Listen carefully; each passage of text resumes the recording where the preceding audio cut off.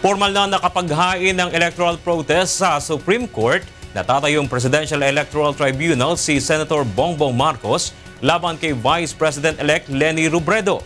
Mula sa Maynila, itong balita ni Roderick Mendoza, live.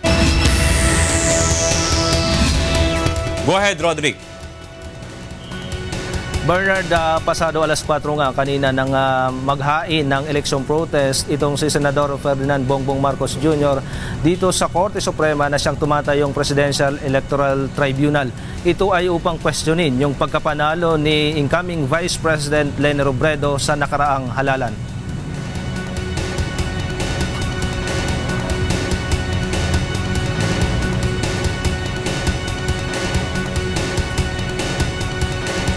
Kinu-question ng kampo ni Marcos ang resulta ng halalan sa mga lalawigan ng Basilan, Maguindanao at Lanao del Sur dahil dati na umanong may shade ang mga balotang ginamit doon. Umaabot sa 1 milyong boto ang pinaglalabanan sa naturang mga lalawigan. Madami rin po kaming ebidensya, testimonial, documentary and such other evidence na nagpapatunay na sa mga probinsyang ito ay walang tunay na halalan sapagkat sa mga probinsyang ito nagkaroon po ng tinatawag na pre-shading ng mga balota. Hinihiling din ni Marcos na magkaroon ng manual recount o muling bilangin ang mga boto sa 22 lalawigan at sa mga lungsod ng Bacolod, Iloilo, Cebu, Lapu-Lapu at Zamboanga. Sakop nito ang mahigit 36,000 na presinto na mayroong mahigit 8 milyong boto. Ayon kay Atty. Garcia, hindi lamang nagkaroon ng tinatawag na undervotes sa mga lugar na ito, kundi mismong mga election officer ng COMELEC ang tumistigo sa kanila na nagkaroon ng sari-saring mga anomalya. Pinaiimbestigahan din ng kampo ni Marcos ang tinatawag na Q-server upang malaman kung ano ang naging papel nito sa nakaraang halalan. Ito'y dahil lahat umano ng resulta ng halalan mula sa mga presinto ay dumadaan muna sa naturang server bago makarating sa Municipal at Provincial Board of Canvassers. Hinala ng kampo ni Marcos, posibleng nagamit ang Q-server upang manipulahin at impluensyahan ang resulta ng halalan. Na sa aming palagay, yun ang nag-elect ng ating ilang official ng ating pamahalaan. Ayon naman kay Marcos, hintayin na lamang na lumabas sa gagawing investigasyon kung sino ang dapat managot sa anilay dayaan sa nakaraang halalan.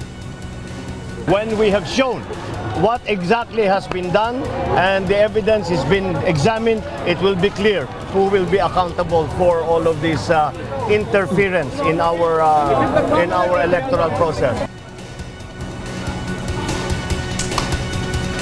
Para naman kay Robredo, mas mabuti nang naghain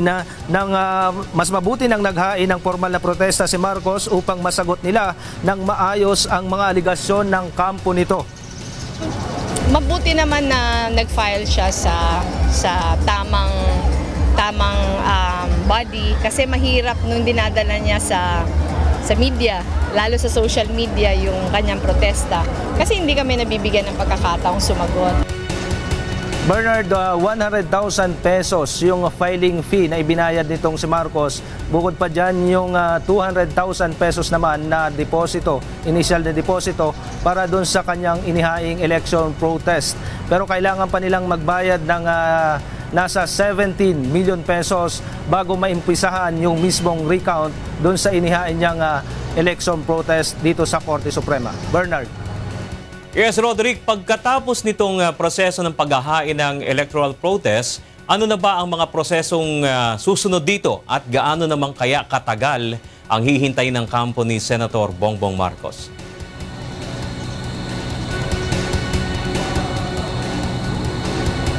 Bernard, batay doon sa panuntunan nitong Presidential Electoral Tribunal ay pwede nilang i-dismiss outright kapag nakita nilang walang basehan itong reklamo o itong protesta ni Marcos, pwede nilang i-dismiss kaagad ito. Pero pwede naman kapag nakita nilang ito ay may mga basehan naman, pwede naman nila, ang gagawin nila, ang susunod na gagawin is mag-i-issue sila ng summons, aabisuhan itong kampo ng mga respondent o itong kampo ni incoming Vice President Robredo na sumagot sa loob ng 10 araw dun sa inihaing protesta nitong si Senador Bongbong Marcos.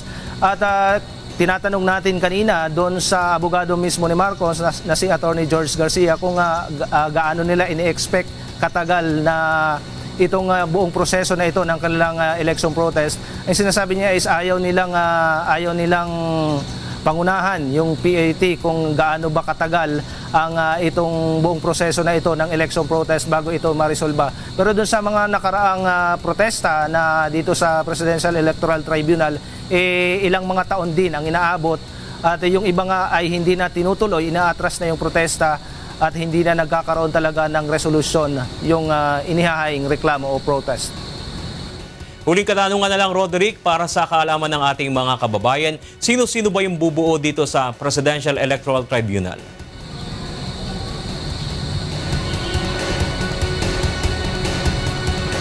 Itong Presidential Electoral Tribunal, ito ay binubuo mismo noong 15 mga maestrado ng ating Korte Suprema o yung Supreme Court en banc. Ito ay binubuo, pinangungunahan ni Chief Justice Maria Lourdes Sereno kasama yung 14 pang mga maestrado ng ating mataas na hukuman. Bernard.